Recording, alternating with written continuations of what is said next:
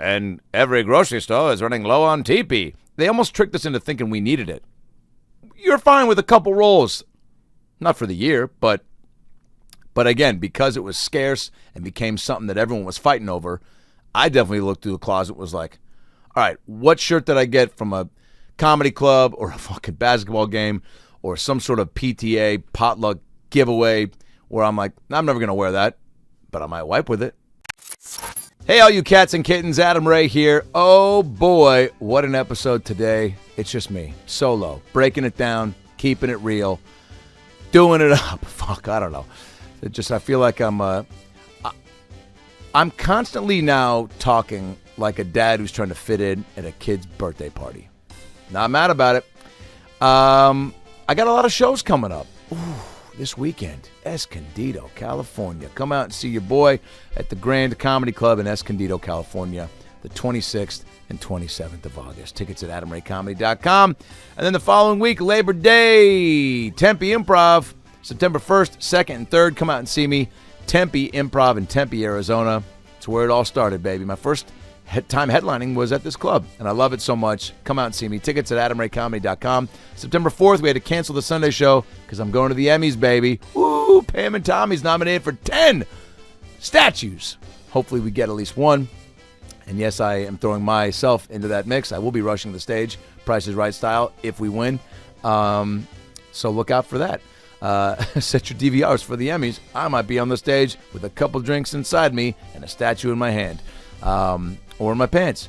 And then September 8th through the 10th, I'll be in Kansas City at the Comedy Club of KC. Love that room. Come out and see me in Kansas City. Got some special surprises planned. September 8th through the 10th. Come out and see your boy. September 17th, I got 2 shows at the House of Comedy in Detroit, Michigan. Come out and see me September 17th. At the 18th, I'll be in Temecula doing a winery out there. All that information at AdamRayComedy.com. And then Young Rock, we're right back to filming Season 3, which premieres on NBC on November 4th. Come out and see me on your TV. Fuck, when you set your DVRs for number. Okay. Enjoy today's episode. Make sure to like and subscribe to the podcast on iTunes, Spotify. Subscribe on YouTube. Do it right there. There's a button right there. Click that. Subscribe so you can get the clips for the episodes, the full episodes. Instagram, Adam Ray Comedy. Twitter, Adam Ray Comedy. Go check out my specials, live from Madison and live from San Francisco on my YouTube page. And with that out of the way, it's time for the episode with me, Adam Ray. Let's do it. Hey, it's Herbert. And you're listening to the About Last Night podcast, you slippery little son of a bitch. About last night.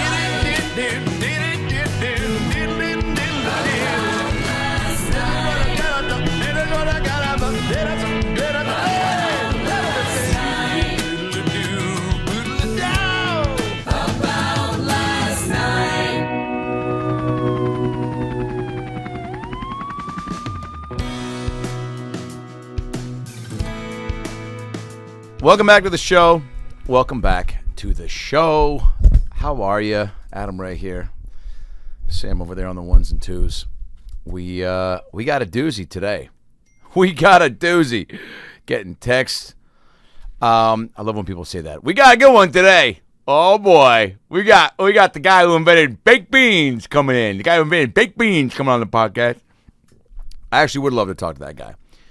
I wish I ran a podcast that featured people that don't get enough exposure, right?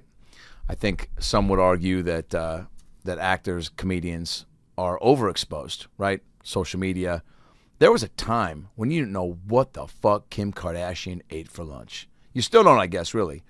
But if you're keeping up with the Kardashians, you will see on TMZ or fucking her Instagram or CNN even picks up a Kardashian headline. I remember there was something, I took a screenshot of it once. It was like, Russia invades Ukraine, the world coming to an end this fall on NBC. No, it was a crazy headline that definitely was worthy of a site that is known for the news. But right below it was like, Kim Kardashian unveils her new butt on the beach. She's injected. And so obviously I clicked on that first. And so it was like she took fat from her twat and put it in her butt and put it in her butt. I'm paraphrasing. She took fat from her neck and put it in her butt. She took fat from somewhere and put it in her butt. I didn't know you could do that. Just the same way when I was 10 and my buddy's dad was 80, I didn't know you could do that. I didn't know you could hit 70 and go, I'm going to start a family. That being said, I have watched a few episodes of The Kardashians. On a plane, I've watched some of the new Hulu show. It's not great. You watch it for the same reasons you watch a car accident. You go, I don't know when I'm going to get to see this again. There's probably a better example than that.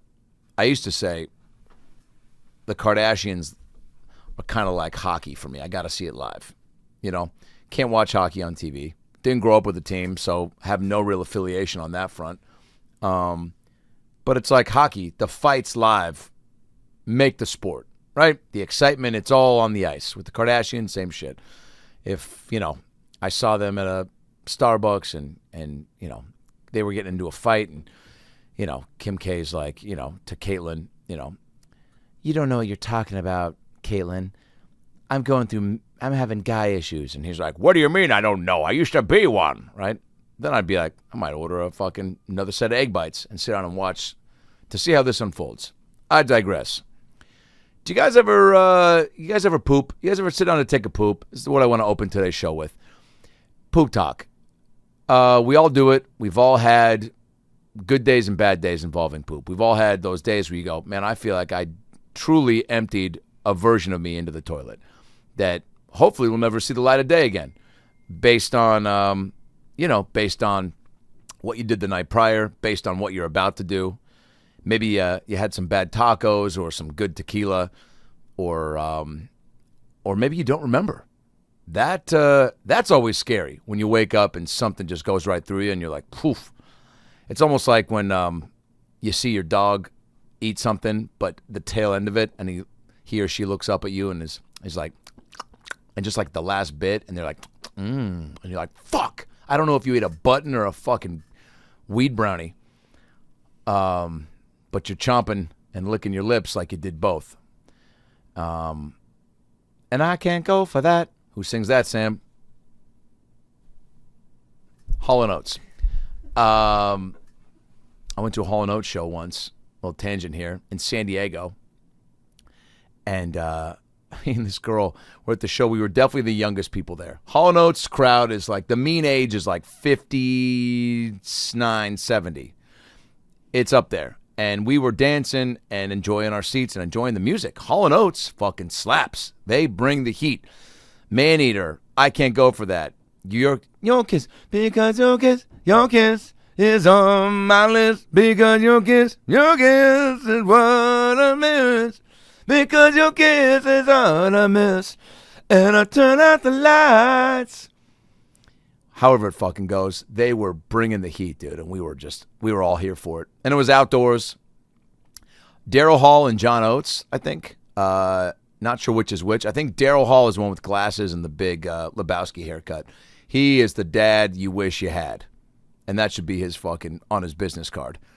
That guy just rips it. He was wearing I think a Hawaiian Tommy Bahama, combo shirt, 3 buttons down, 2 doors open, zipper down, fucking, if he could have had assless chaps underneath his acid wash jeans. The guy was just the action figure you don't think about buying. You just buy it in the first go around at the toy store. So they weren't a fan of us dancing, and there's a guy behind me at one point. He just goes, "Will you sit down?" And I turn around and go, "Excuse me, sir, but I pay for these seats just like you. And if I want to dance to Maneater, I'm going to dance to Maneater."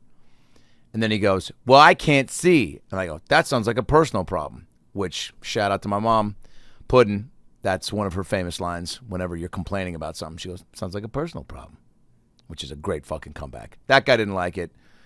And he kicked me in the middle of my back. He kicked me. No, he didn't. But it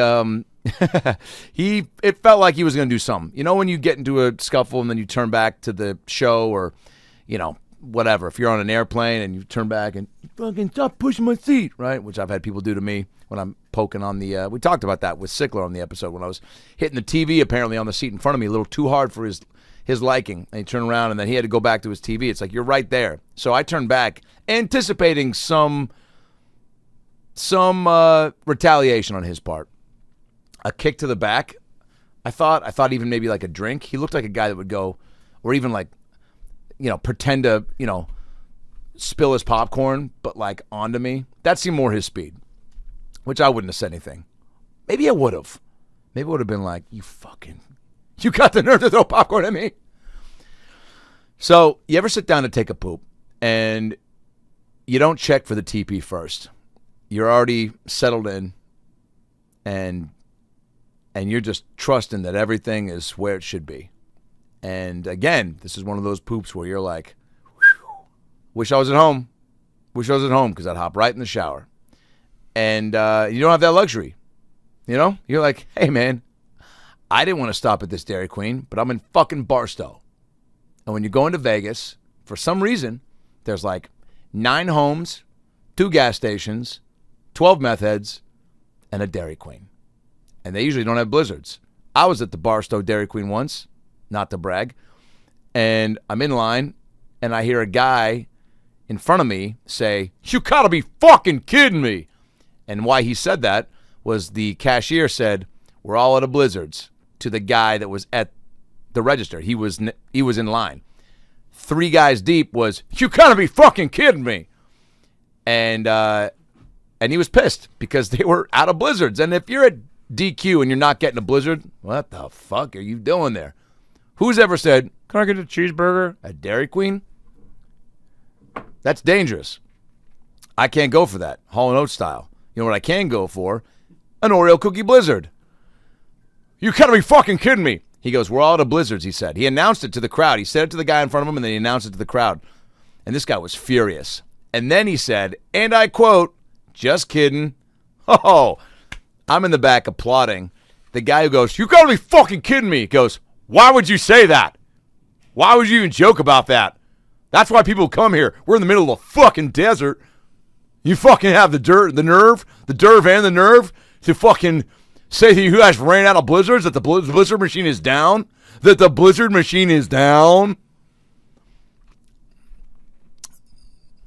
why you gotta make the stops. Stop and smell the roses. Stop and get the blizzards.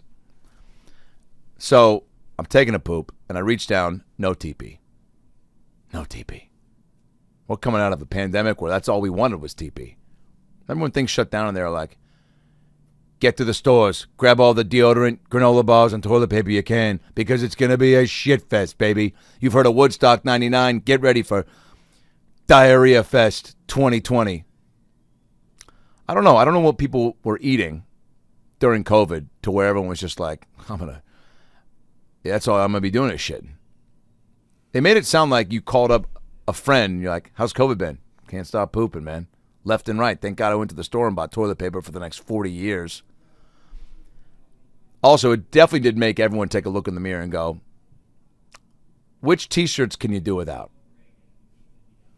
Toilet paper became a hot commodity. It became something that was truly a necessity. And once it was put out there on the news that like, and every grocery store is running low on TP, they almost tricked us into thinking we needed it.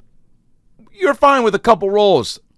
Not for the year, but again, because it was scarce and became something that everyone was fighting over, I definitely looked through the closet and was like, all right, what shirt did I get from a comedy club or a fucking basketball game or some sort of PTA potluck giveaway where I'm like, I'm never going to wear that, but I might wipe with it. Did I do that? I don't know. Yeah. I just saw it today on Instagram that a couple got engaged and their plan was to go to Italy and take engagement photos and go to Italy and stand on the Amalfi Coast and wave to George Clooney's house and have a meatball marinara sandwich with a side of pastrami cheese. I haven't fucking been to Italy, but I have actually. But I was very drunk and I was very young, and drunk plus young equals. What did we do? So this couple went to the Olive Garden to take their engagement photos, and I stand up and I applaud you. I applaud your moves, guy and girl who did that, because it's beautiful that you were resourceful and poor and you let it all shine through. Also, I love that move because engagement photos are tough. Like, I think Brett Ernst has a great bit about standing in the... You always do shit you'd never do, that you've never done as a couple, standing in like the fucking in the woods, holding hands, looking at a mountain, and the photos from behind you. No, you didn't. He's like, we've never done that. We're not gonna do that. But this couple was at the Olive Garden, and it looks like an Italian. The Olive Garden, to their credit, built their restaurant. The blueprint. You know, it's Italian-esque. It definitely, there's a vibe. You pull up and you're like, wait a second, are we in fucking Rome? No, you're in Burbank. But they did a good job to dress the part. You audition for a cop show, dress the part, baby. You know, button up, maybe a jacket, do your hair. If you want to take engagement photos in Italy and you go to the Olive Garden, guess what? It's going to look like a version of Italy. Maybe not the version of Italy you wanted to go to, but it's there. I did think about postmating some Olive Garden recently, but I'm not a fucking psycho. No, I definitely was high enough, though. And I've heard, rumor has it, rumor control, extra, extra. I used to love that. That was my favorite segment. Shout out to Carissa Thompson at Fox NFL, now Amazon NFL host. Personality. She's a beast. She's coming on the pod soon. She's a sweetheart. She was on Extra for a long time, and I loved the extra rumor control. They'd provide you with rumors that were clearly not true, and then they'd confirm or deny them, as if like they had the hot scoop. It'd be like, extra. Was Jeff Bridges seen fucking trying to suck his own dick in a Cheesecake Factory bathroom? Our extra rumor control team got to the bottom of this, and zhunk. No, he was not. Boom, with like a big no stamp. Was Drake and Josh, the TV show, was Drake, what's his name? Drake Bell? Josh Bell? Josh Peck. Was Josh Peck seen at a 24-hour fitness trying to suck his own dick? Our extra rumor control got to the bottom of this and no, he was not. Boom, no, he wasn't. And then you're like, whoa, thank God Extra was there. Thank God. Hey, first of all, if I had heard that news story, I would have been like, this can't be true, but maybe it is. And Extra's like, hey, hold that thought. We'll confirm this or deny it. Also, it was never true to begin with. We made it up because we were short on news. But because you're a fucking idiot, you believe anything we say. Remember when pregnancy tests were just a plus and a minus? Now it's just pregnant. It just tells you. That's how stupid we are now. That's how fucking stupid we are. We saw the plus and we're like, what is this, the SATs? Oh, it's just all the math. Plus, minus. What does it mean? Plus a kid, or my life is in the plus now because I don't have a kid. Now it just says pregnant. You can't have an ugly baby. You can have an ugly baby. Not all babies are cute. Bam. You can have an ugly baby. Do you want an ugly baby? I don't know. Probably not. But are all babies cute? Yeah. To a certain extent. Do you want to look at all the babies? Fuck no. I saw a baby once that looked like it was 80. An 80 baby. And that baby looked like it ate a baby.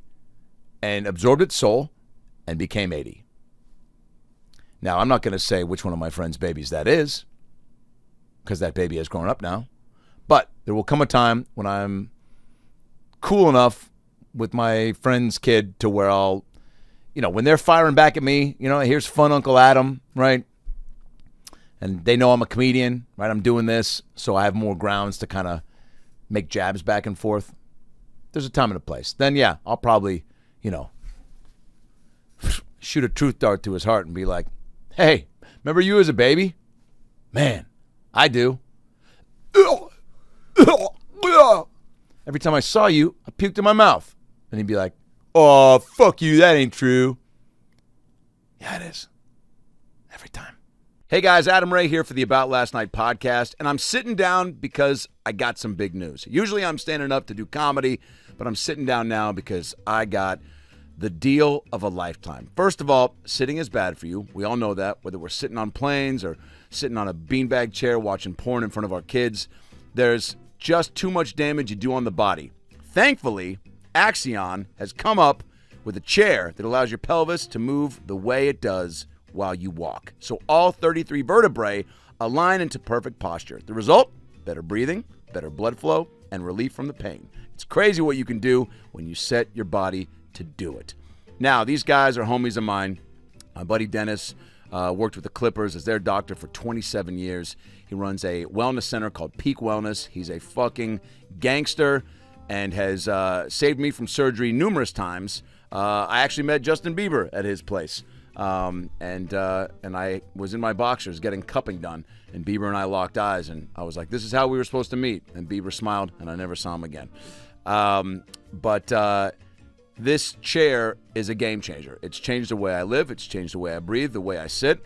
And you guys right now can get that chair for 25% off using the promo code ALN25 at all33.com. Go to all33.com and use promo code ALN25 for 25% off this chair. It's incredible. You got to get it. It's the only chair out there to get. We will be getting them for the studio, but don't take my word for it. Check out this video. At All33, we've always pushed to reimagine the way we work. That's why we designed our revolutionary sit-in-motion technology to help people perform and feel their best. Then all of a sudden, the whole world was free to rethink how we work, and especially where we work. And as Americans came home, so did we. We approached the design of our chairs with a person and planet-first mindset. That's why we chose to build them here in the United States. Manufacturing in the US means we're able to have eyes on every step of the process. From material sourcing to part production to testing, even shipping. And we're able to recycle materials, use less energy, and reduce our carbon footprint. We've built the healthiest chairs you will ever sit in to keep you and the world moving. Because movement makes things happen. Seattle, thanks for coming out to the shows this past weekend. What a treat. Hometown shows. Seattle, I love you. You came, you saw, you laughed, you loved. Couple you got real sauced up and crazy. People came on stage. That was weird. But the shows were awesome. Saw a lot of homies and friends and family. 3 out of the 4 shows were sold out, which always feels good. My mom and stepdad and dad came to one of the shows. Never had mom and dad at the same show. Biological dad and mom. Never had both at the same show. Very cool.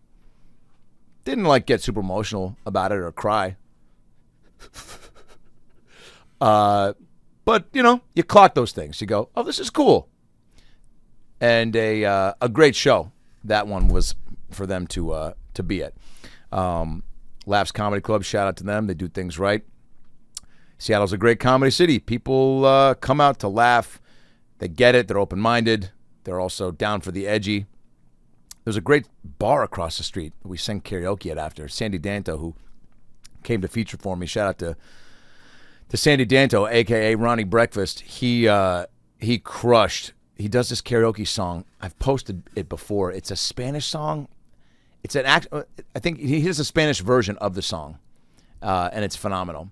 I sang a little Alanis Ironic, and good times all around. Maybe I can actually find the clips. Here we go. Let's find the clips.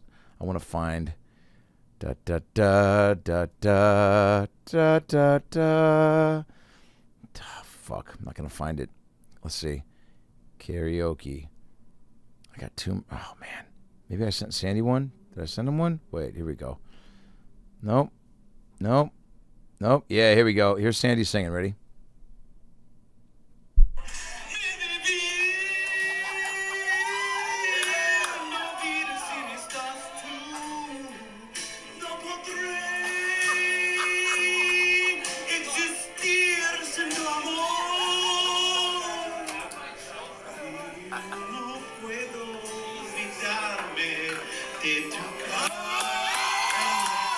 took his jacket off right there, and he revealed a sleeveless vest. Sandy is a beacon of fashion. If you haven't seen him live, he brings the heat on stage. He now wears these like $900 Goodwill suits. $900 original value. Goodwill marks it down. Sandy just became a real thrifty thrift shopper as far as like knowing the ins and outs. Every city he finds a new thrift shop and finds an outfit for the show, and it's brilliant. That's why I want to make a show for him called Goodwill Hunting, where Sandy tries to find an outfit at a thrift shop. The characters at the thrift stores are just like the characters anywhere you go. Every job has people where you're like, who's that guy? You know, fucking Melrose Podcast Studio, Ari Manis. Everyone's like, fucking, did that guy touch me when I was a kid? So, love you, Ari. Shave the stash. But Seattle has one of those things that that some cities don't and wish they did, which is like most things: sports, culture, food, arts, theater. 80-year-old babies. Love going home. Could have stayed there forever. Had a great episode of the podcast with Jerry DiPoto, the Seattle Mariners general manager. Might be a little inside baseball for some of you, but I know the sports episodes sometimes are just a little bit over your head. But, you know, I like to mix it up and keep it fresh. And when you get opportunities to talk to certain people, you take advantage of that. And this guy has built an amazing team. It's a fascinating job, first of all. And we did a good job of not just talking inside baseball to where, you know, getting his backstory in the sport and how he became who he is and what he does and how he does it. Fascinating. And so much baseball stuff that is really interesting. They have a pitching machine that they can program with data so that you can do mock at bats with the pitchers you're going to face the next day. Fucking crazy, like robo pitchers. That being said, a lot of fun. Nieces, nephews, kicked it with them. Took it to my buddy Sam Galante's house. Shout out to Sam. Went to his pool, went on the boat. My nephew wanted to go on the boat so bad. And then we got on and he was terrified. And I was like, bro, this was your fucking idea. He was like, I want to get off. And I was like, suck it up. You know, and I gave him some chips and he thought he was going to fly out. And then we showed him Russell Wilson's old house on the water. He wasn't really impressed. At 8, he was like, I thought it was going to be bigger. I was like, God, I wish Russell Wilson was here to hear you say that. And then we got him in the pool and put a life jacket on him so he can go in the deep end, which is the move. You got to do that. The kid's doing backflips off the diving board. And my buddy's, the gal that works at his house, super sweet, used to be their nanny, now is like the house manager, gave us bags of jelly beans on the way out. I mean, this is like, it made me think of the gift bags that Derek Jeter gave the gals that he spent time with. You know, he gave them like not signed baseballs. He gave them like an iPad or a fucking gift card to fucking Bed Bath & Beyond. He gave them something cool. Something that they were like, oh shit, I fucking got the buckle, man. I get a goodie bag. Great move. But it's got to be a nice goodie bag. You can't be the guy that sends people out with goodie bags after a night with you and it's a bad goodie bag. If Derek Jeter was giving out like, you know, mini bags of Cheez-Its and yo-yos and fucking, I don't know, used or fucking, a DVD player, stuff you don't need, then yeah, you don't go back, A, and you don't talk about them, and you shift your story, even if it was the best sex ever, you're like, no, his dick was so small, I thought it was a vagina, and you're like, yikes, that's a bad story to have attached to such a great player. And then they're like, well, why'd you, in an interview, why'd you say that about Derek? Because he gave me Cheez-Its on the way out. But we got jelly beans leaving my buddy's house. And my nephew and nieces were in the back while I'm driving, trading jelly beans. It's the cutest shit ever. They were like, I'll give you a popcorn for a root beer, for a fucking lemon lime, for a, And that's why being a kid's great. Because you can just, every moment there's an opportunity to be a kid. And you got to seize that. Trading jelly beans, fucking, find me an adult that gets a bag of jelly beans with another adult that has a bag of jelly beans, and any thought in their head is, let's trade flavors. If you are, and those people do exist, and guess what? If you're in comedy, more often than not, you do have a childlike sensibility to where that might be something fun to do. But, you grow up, you become an adult, and fucking you just start to get in your own way and suck the fun out of the room. Thanks for watching. No, I'm joking. Fernando Tatis Let's talk about Fernando Tatis. Speaking of baseball, this guy just got suspended for 80 games. 80 games for violating the Major League Baseball's drug policy. You can't use certain substances. And Fernando Tatis, great baseball name. Certain names, you're just like, that guy's going to be a baseball player. Or like a world champion water skier, Fernando Tatis. You're doing something cool. Fernando's a cool name. Tatis, you know. So he said he had a ringworm, and that's why he took the substance. He's like, I had a ringworm, baby. Jealous? And they were like, yeah, you don't usually take steroids for ringworm. And he was like, oh, my bad. He said he didn't know. By the way, he makes like $500 million. He's like one of the best players in baseball. To not know what you're putting in your body at this point, it's just we use that excuse. We don't got any more of those.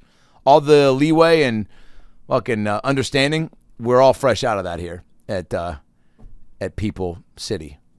We don't sell that anymore. We're not buying it either. You got to come up with a better excuse. Or just apologize. Ringworm, so specific, also very personal. Maybe he was hoping he'd be like, I have HPV of the tongue, and I took this substance to clear it up. It was tough for me to announce that even. So you should give me some brownie points for even being this vulnerable. Fuck that, Tatis. You lying prick.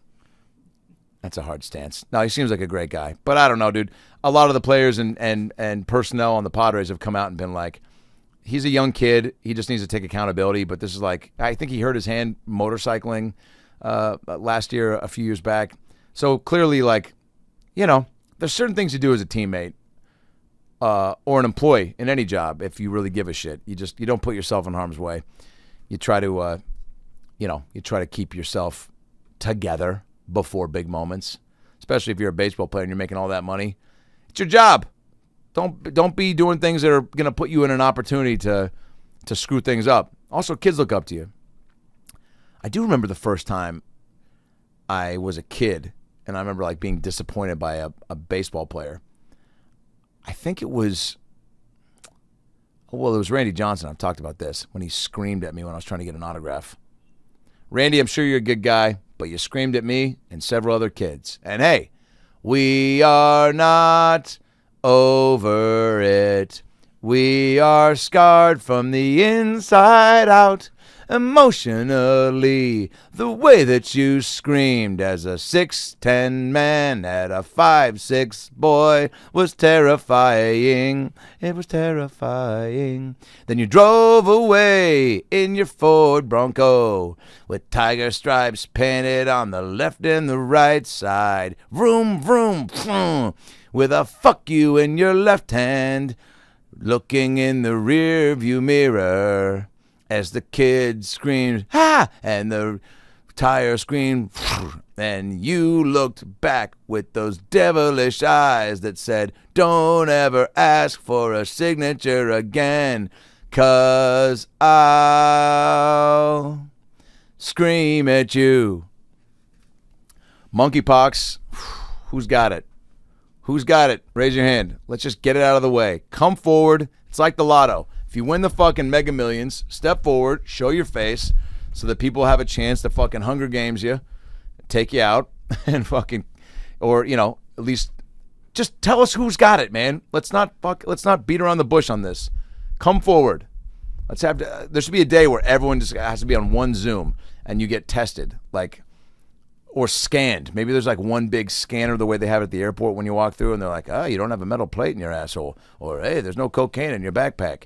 Whatever they're checking with that. I never feel like by the way, I feel like somebody put it in my head at some point that that those radiation machines are going to give you cancer. So literally every time I walk through a thing, I just hear I hear my head as I walk through. I go, leukemia.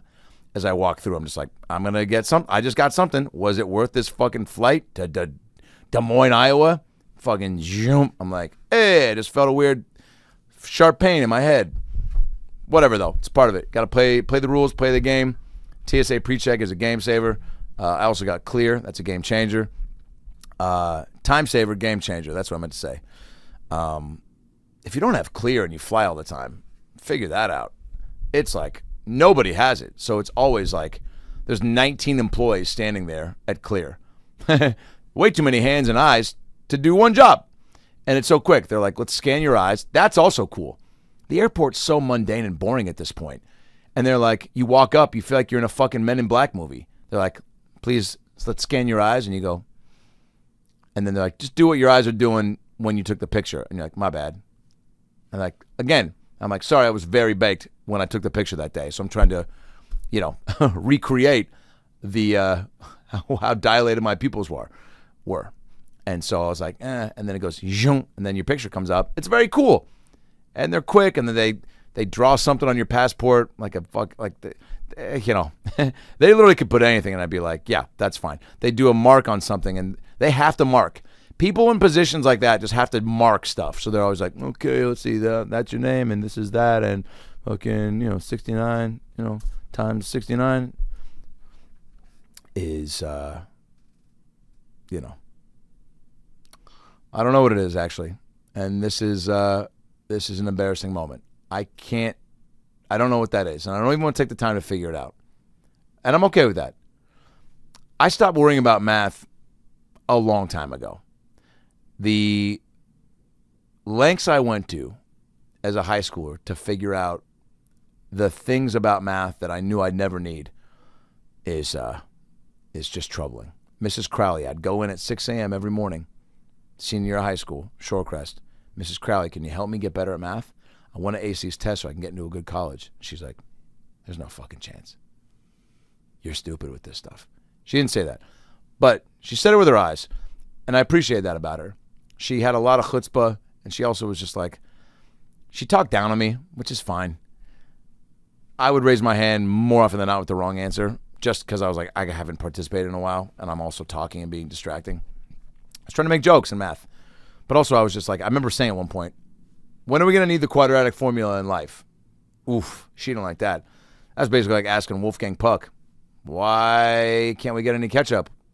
And he's like, because the flavor in the burger has enough zest of its own. You don't need to dip it in its own. I don't know what he sounds like, but I did meet him once, and I was drunk, and I made a joke about his airport sandwiches, and he didn't like it. Moving on. Monkeypox. What do we do? Are we scared? Can we beat it? Is it going to turn into COVID-2? The next batch. Hopefully not. Probably not. God, I just heard somebody say the other day, I miss COVID, dude. I watched every show. I had a lot of good times with my girl, and I miss COVID. Actually, I know it feels weird to say. I love COVID. I had a great time. Never got it. Had my taste the whole time. Not only like my physical taste, so I could taste my food, but my taste in like music and movies definitely did not take a hit because I watched so much stuff that I actually broadened my horizons and added more palettes to my taste, but more. I had a great COVID. Learn how to ride the unicycle. There's nobody outside. Nobody was buying unicycles. Broke in, stole a unicycle. Taught myself how to unicycle. Psych. No, I did though. And now I'm entering year 5 of grad school online that I took during COVID. Couldn't do that if COVID didn't happen. Bought a laptop online. Couldn't do that because of COVID. Couldn't do that pre-COVID. Drove around, appreciated the city that I live in. Couldn't do that pre-COVID. Brush my teeth twice a day. COVID made me more aware of my mind because I just, I'd get real fucked up and just like stare at myself in the mirror and realize, whoa, you got some big ass fucking gums, Troy. You got some fucking bloody ass gums, man. You gotta start fucking flossing. So I'd fucking floss and brush my teeth. Couldn't do that pre-COVID. Walk my dog. Oh yeah. That's all COVID, dude. COVID made me and my dog stronger, dude. And my goldfish. Shout out to my goldfish, fucking Tanner. I fucking sing to that dude every fucking night. Not too much because I don't want to be fucking I don't want to, I ain't trying to fuck my goldfish, but But we got cool. We got cooler than cool. And he's all in that. He's in his fucking bowl just, swimming around. And I'm like, dude, I love you, dog. I fucking love you, dog. That's all COVID. COVID made me more aware of my surroundings and the people in my life that make life worth living. So, not that we need another reason to reflect and have perspective, but it is what it is. What are we at? 40 minutes. Great. That feels like a good stopping point. Guys, a lot of tour dates coming up. San Diego, Dallas, Vegas, Arizona, Kansas City, North Carolina. And then I go shoot Young Rock Season 3. It premieres in November, I think November 4th on NBC. Check that out. Vince McMahon's a big part of this season. Welcome to Chippendales premieres in October on Hulu, as well as The School of Good and Evil, Paul Feig's Netflix movie that I'm in. That comes out in October as well. AdamRayComedy.com for all the merch and tour dates. Adam Ray Comedy on Instagram and Twitter. Follow me. I'm posting bullshit all the time. And rate and subscribe to the podcast on iTunes or wherever you can. Get out there. Share it. Tell one person a week about the podcast, and you'll feel better because it feels good to give back. Doesn't it feel good to pay less? What's that? The Payless theme song. Who's this? Nausea, heartburn, indigestion, upset stomach, diarrhea. Who's that? Diarrhea theme song, Pepto-Bismol. Last one, who's this? When the mountains turn blue, it's time to take a sip of nature's dripping brew. That's not a real commercial, but it's close to the Coors Light commercial that basically tells all those fucking dum-dums, hey, I know temperature and feeling out hot and cold ain't one of your strong suits, so when you're melting into that fucking futon, Doug, notice the mountains turning from gray to blue, and then it's sippy sip time, you fucking loser. Coors Light. Like a rock. All right, that's not Coors Light. That's what is that? That's Toyota Tacomas. It's a truck. Like a rock, I'm as strong as I can be. Like a rock. It's a guy driving a truck to the top of a mountain, and then he stands up and like takes a piss or like fucks his wife on the mountain. That should be the commercial. Some car commercial. It's just like, some really rough, intense song. It's